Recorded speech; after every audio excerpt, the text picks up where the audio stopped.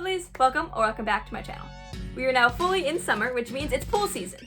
And as much fun as pools are, the repeated exposure to chlorine can be very damaging on your hair. So today I have gathered my best tips and tricks to help you keep your hair nice and healthy while still being able to enjoy the pool. If you're new, my name is Sophia and I make videos all about hair health, hair care, and hairstyles. I post every Saturday, so don't forget to subscribe and go ahead and hit that notification bell so you can be notified every time I post.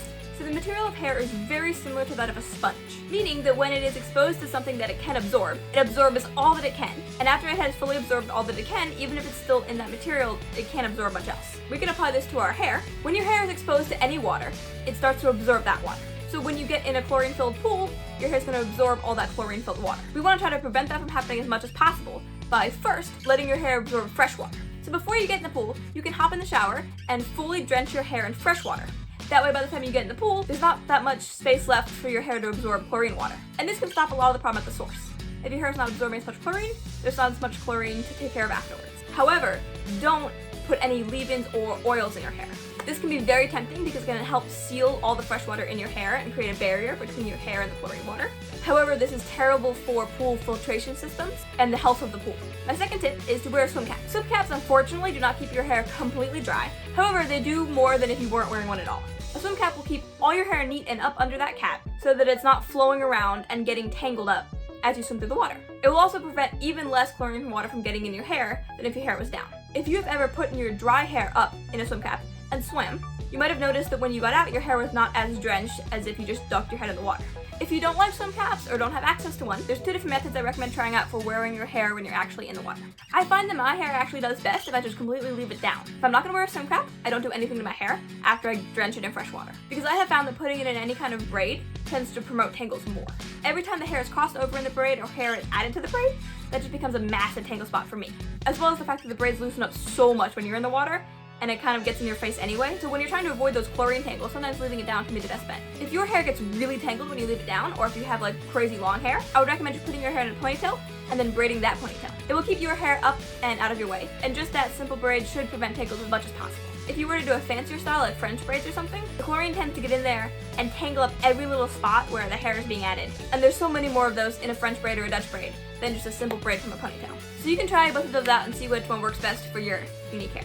So my third tip is to not shampoo your hair right before you get in the water.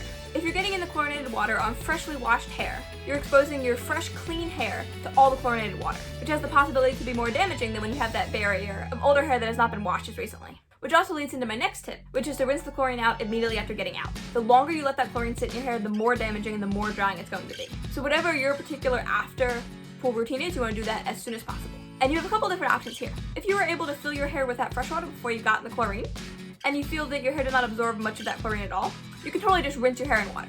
I have found that if I fill my hair with fresh water and wear a swim cap, that when I get out of the pool, if I just rinse my hair thoroughly, I don't feel that chlorine residue as it dries. However, if that does not work for you, chlorine is also co-washable.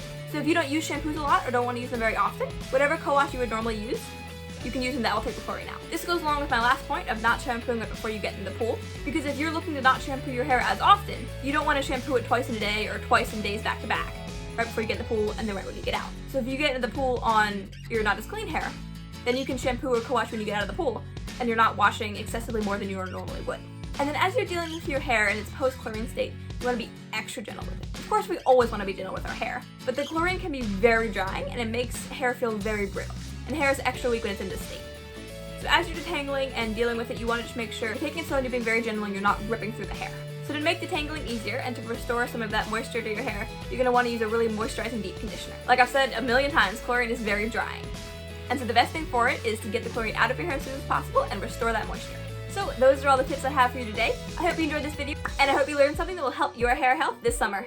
If you know of any other tips or tricks that I did not mention today, please share those down below, because I would love to hear those and learn from you guys as well. If you like this video, please give it a big thumbs up and let me know what other videos you would be interested in seeing down in those comments. I hope you all have a fantastic week and I will see you next Saturday.